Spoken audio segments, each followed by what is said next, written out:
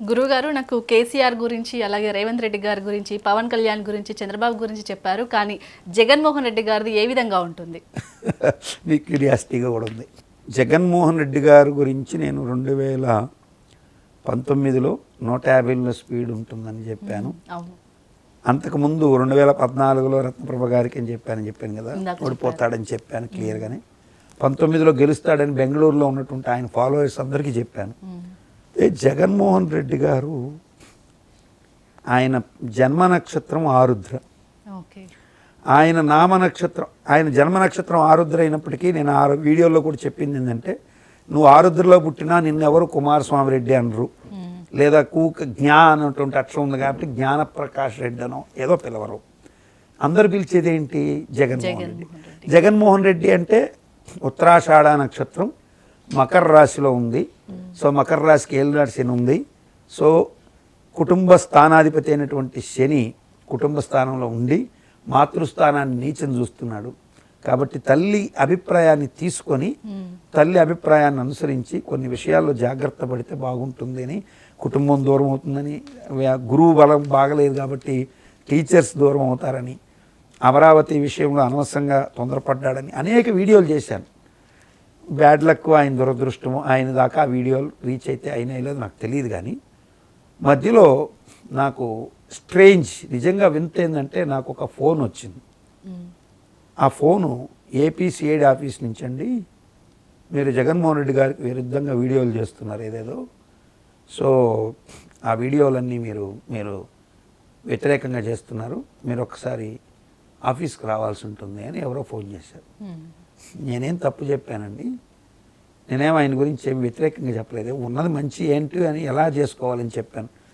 కాదు, మీరు జగన్మోహన్ రెడ్డికి ఇక జగన్ ఏదో ఒక హెడ్డింగ్ పెట్టారు, ఆ తమ్ముళ్ళు ఎవరో పెట్టారు. ఏమని పెట్టారంటే ఏదో జగన్ పని కథమైన ఏదో పెట్టారు. అలాగే నేను అన్నాను, ఆ వీడియోని బాగా విన్నారా? మీరు విన్నారా? అందులో నేను వెరీ క్లియర్గా చెప్పాను, 150 స్పీడ్ వచ్చిన రోజు జగన్మోహన్ రెడ్డికి యోగం ఉందని చెప్పింది నేనే. ఇప్పుడు సరి చేసుకుంటే యోగం ఉందని చెప్పాను.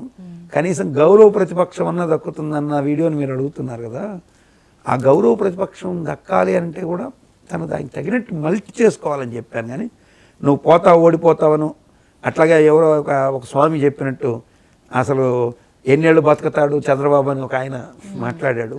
అలా నేనేం మాట్లాడలేదండి. కాబట్టి అంటే తర్వాత ఎందుకని నాకు ఫోన్ కూడా రాలేదు. నేను దానికి వేరే ఎవరికో ఒక సిఐడి ఆఫీసులో నాకు తెలిసిన వాళ్ళు ఎవరో ఉంటే ఒక ఆయన ఎస్పీకి ఆయనతో చెప్పాను. అది మిస్టేక్ వచ్చి ఉంటుందిలేండి, ఎవరో ఆయన అభిమానులు మీకు ఫోన్ చేసి ఉండొచ్చు అన్నారు. కానీ ఏపీ సిఐడి ఆఫీస్ అని మాత్రం పడింది. సరే, ఏదైనా కానీ నాకు ఆశ్చర్యం వేసింది. ఓహో, అంటే ఈ వీడియో అక్కడికి వెళ్ళింది, కానీ ఆయనకి రీచ్ అయినట్లేదు, రీచ్ కాకపోవచ్చు. ఆయనకి కింద ఉన్నటువంటి వాళ్ళు ఎవరో ఆ సోషల్ మీడియా చూసేటువంటి సజ్జల రామకృష్ణారెడ్డి కొడుకు భార్గవరెడ్డి వాళ్ళు అంశంలో ఎవరో చేసి ఉంటారు. చాలా స్పష్టంగా అప్పుడు కూడా చెప్పాను, జాగ్రత్త పడమని చెప్పండి అని. ఇప్పుడు కూడా జగన్మోహన్ రెడ్డి గారికి జన్మ నక్షత్రం గురించి చెప్తున్నా కదా, నామ నక్షత్రము సూర్యుడి నక్షత్రం ఉంది, జన్మ నక్షత్రం రాహు ఆధిపత్యంలో ఉంది. రాహు ఆధిపత్యంలో ఉంది, సూర్యుడికి రాహు అంటే తనకు తనే శత్రువు. తను ఇంకొకటి మాటలు వింటున్నాడా, తను స్వయంగా చేస్తున్నాడా, ఏదైనా కావచ్చు, తనకు తనే శత్రువు. ఇంకా వేరే శత్రువు ఆయన నాశనం చేయక్కర్లా. కానీ తెలివిగా వ్యవహరిస్తే, జాగ్రత్తగా వెళితే ఇప్పుడు ఆయనకి ఏలినాడు శని వదులుతుంది. తెలుగుదేశం వాళ్ళు, జనసేన వాళ్ళు, బీజేపీ వాళ్ళు అనుకుంటున్నట్టు ఆయన ఈజీగా తీసుకోవద్దు. డెఫినెట్గా ఆయన బలం మారిపోతుంది.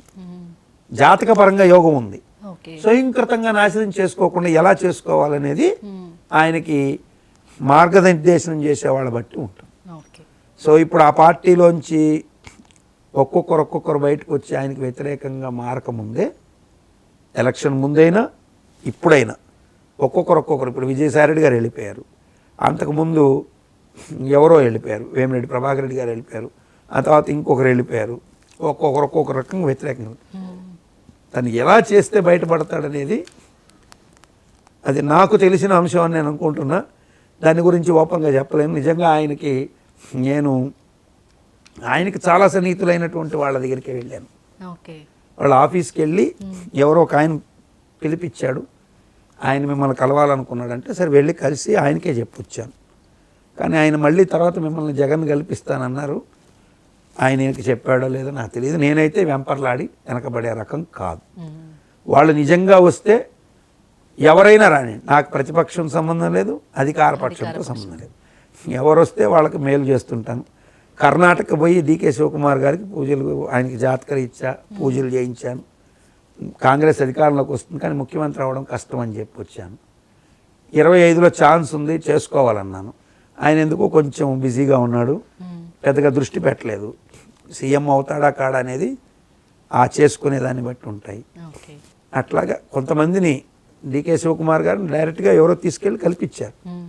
వెళ్ళాను, గెలిచిన తర్వాత కూడా వెళ్ళి బ్లెస్ చేసి చెప్పొచ్చాను.